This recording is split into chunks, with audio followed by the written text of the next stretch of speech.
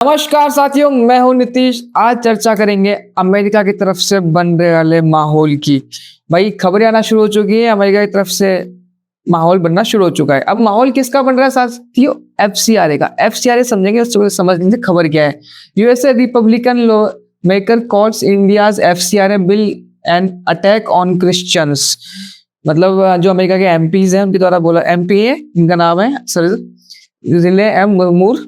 इनका कहना यह है कि जो इंडिया में एफसीआरए बिल आ रहा है वो क्रिश्चियन कम्युनिटी के खिलाफ है। क्रिश्चियन कम्युनिटी के खिलाफ है। आपने सर कैसे जस्टिफाई कर लिया इस चीज को कि हम क्रिश्चियंस के लिए ही लेके आ रहे हैं हमारी संसद वाले? अब ये आउट ऑफ रेंज की बात है, बट सर ने क्या कहा है ट्वीट के माध्यम से समझते हैं। भारत में ईसाई धर्म का प्रसार तब से है जब प्रभु यीशु मसीह के पुनरुत्थान के कुछ दशकों बाद प्रेरित संत थॉमस ने मालबर तट की यात्रा की थी।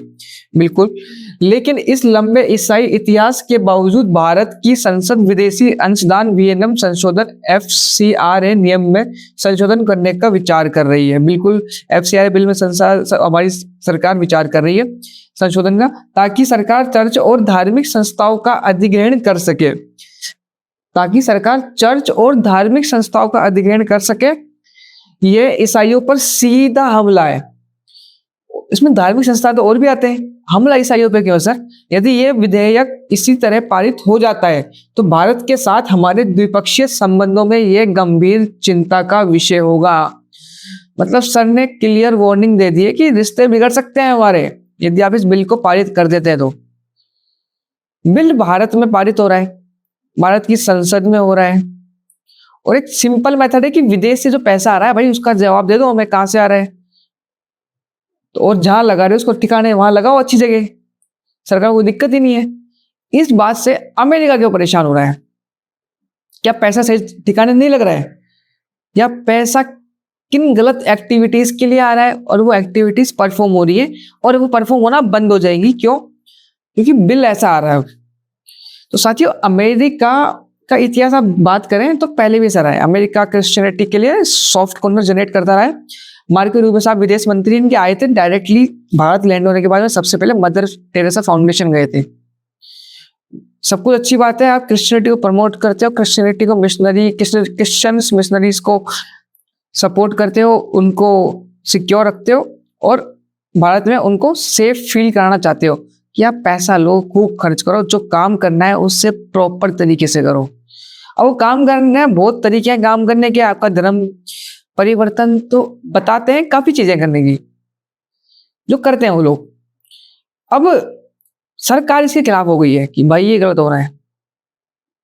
फंडिंग किसी और काम के लिए आती है, हेल्थ सेक्टर के लिए आती है, एजुकेशन के लिए आती है। आप किन कामों में लेने लग गए हो इन चीजों को?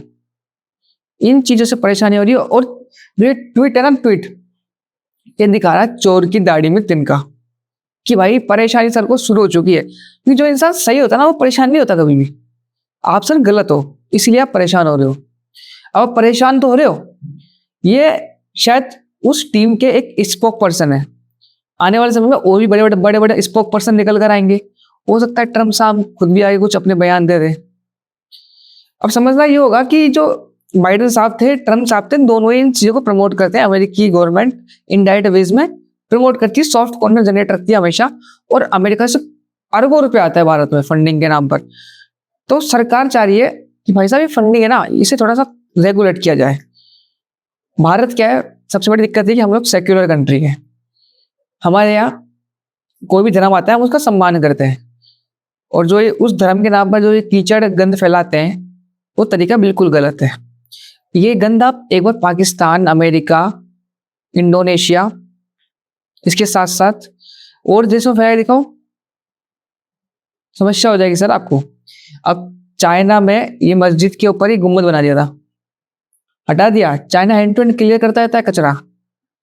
इस्लामिक कम्युनिटीज के बंदे थे, इनको बोल दिया नहीं चलेगा भाई आपका। पाकिस्तान में करके दिखाओ, ये चीज नहीं कर पाओगे। चाइना तो एकदम मेंटेन रखता है कि ज्यादा थोड़ा सा इंक्रीज हो रहा है, मस्जिद फोड़ देता है, ये सब हटा देता है। नहीं भाई हमारा एक चलेगा, आप लोग अपना बीच में मत घुसाओ। तो वो चीज है। अभी जो पैसा आ रहा है ना, सारा खेल इसका हो रहा है। ये हमको एक रिपोर्ट मिली 2021 की, मतलब इसके अलावा हमने और रिपोर्ट्स ढूंढने का ट्राई किया, बट डेटा इंटरनेट पर है नहीं क्लियर। बट ये जो रिपोर्ट बन गया ना, ये इसने हमारी आंख खोल दी है। 2017 से लेकर 21 के बीच भारत में मैक्सिमम अमेरिका के द्वारा 50,975 करोड़ रुपए की फॉरेन फंडिंग आई। 50,975 करोड़ रुपए की फॉरेन फंडिंग। अभी फंडिंग कहाँ गई, क्या उपयोग में हुई, कितने बुजुर्गों का इलाज हुआ, कितने बच्चे शिक्षित हुए, कितने बच्चों को खाना मिला, नो आइडिया। क्या हुआ इस पैसे का समझ नहीं आ रहा। किसी ने अपनी संपत्ति बना ली, किसी ऑर्गेनाइजेशन के बड़े बड़े इंस्टीट्यूट्स बन गए, बड़ी बड़ी कॉलेजेस खुल गई, समझ रहे हैं आप। अब यदि इंडिया के टॉप कॉलेजेस देखेंगे ना, तो आपको डेटा थोड़ा अलग दिखेगा। कभी इस पे चर्चा करेंगे विस्तार से, क्यों क्रिश्चियंस इंडियन एजुकेशन सिस्टम पर राज करने स्टार्ट कर चुके हैं, क्यों बड़ी बड़ी कॉलेजेस क्रिश्चियंस के द्वारा ऑपरेट की जा रही है। कभी इस विषय पर चर्चा करेंगे साथियों। लेकिन अब समझना ये होगा कि इससे हमारी सरकार अब जाग चुकी है फाइनली। कहते ना, जब गेट खटखटाया है तो अब समय लेट चुका है आपका, लेकिन आप जाग चुके हो सर, कोई बात नहीं। अब जागे तो क्या कहना है सरकार का सुनते हैं। सरकार कह रही है कि जो बिल आ रहा है ना, ये किसी धर्म और समुदाय के खिलाफ नहीं है। तो जो हमारे वो साहब हैं, वो तो बोल रहे हैं एमपी साहब कि ये तो इस्लाम, उसके माफ कीजिएगा, क्रिश्चियनिटी के खिलाफ है। बट सरकार बोल रही नहीं, किसी धर्म के खिलाफ नहीं है। ये इसीलिए लाया जा रहा है कि इसका उद्देश्य है कि जो विदेश से पैसा आ रहा है उसे सुनिश्चित किया जाए कि किन कामों में इस्तेमाल हो रहा है। तो क्या समस्या भाई, करो सुनिश्चित, अच्छी बात है। और एक मीडिया रिपोर्ट की माने ना, तो कुछ क्रिश्चियन कम्युनिटी के जो लीडर्स थे अथवा जो प्रतिनिधि थे ना, वो अमित शाह जी से मिले हैं कि साहब हमारी क्रिश्चियन कम्युनिटी को समस्या तो नहीं होगी इस चीज से। तो अमित शाह जी ने मुलाकात करके प्रस्तावित संशोधन बिल के बारे में बताया है और उनको कहा है कि सर जी कोई समस्या नहीं है, किसी समुदाय को टारगेट नहीं किया गया, किसी को कोई निशाना नहीं बनाया गया है। ये बिल इसलिए लाया जा रहा है कि ट्रांसपेरेंसी आए चीजों में। अब एफसी आखिर है क्या, छोटा समझेंगे, ठीक है साथियों। एफसीआर है फॉरेन कंट्रीब्यूशन रेगुलेशन एक्ट, बहुत पहले का बना हुआ है, इस पर हम वीडियो बना भी चुके हैं, आप देख सकते हैं हमारे चैनल पे जाकर।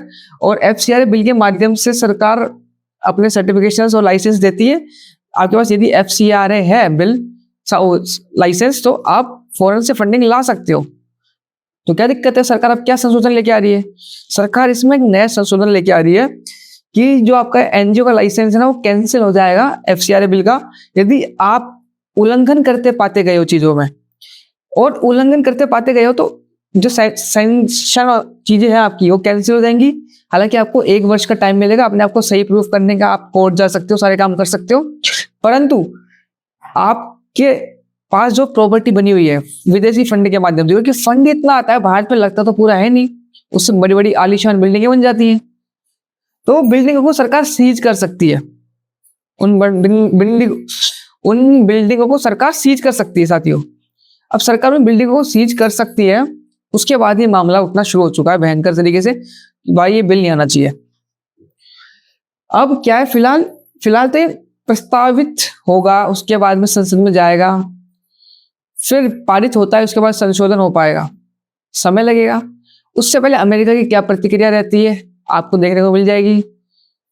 कुछ बड़ा बदलाव आता है इस बिल के बाद में, उस बिल पारित होने के बाद पता लगेगा क्या ये फंड रुक पाता है, देखते हैं आगे। लेकिन आप क्या समझते हैं इस बिल के माध्यम से, कि ये बिल आता है तो कुछ बदलाव ला पाएगा? अपने कमेंट में साझा करें। मिलते हैं नेक्स्ट वीडियो में, जब तक के लिए नमस्कार, जय हिंद, वंदे मातरम।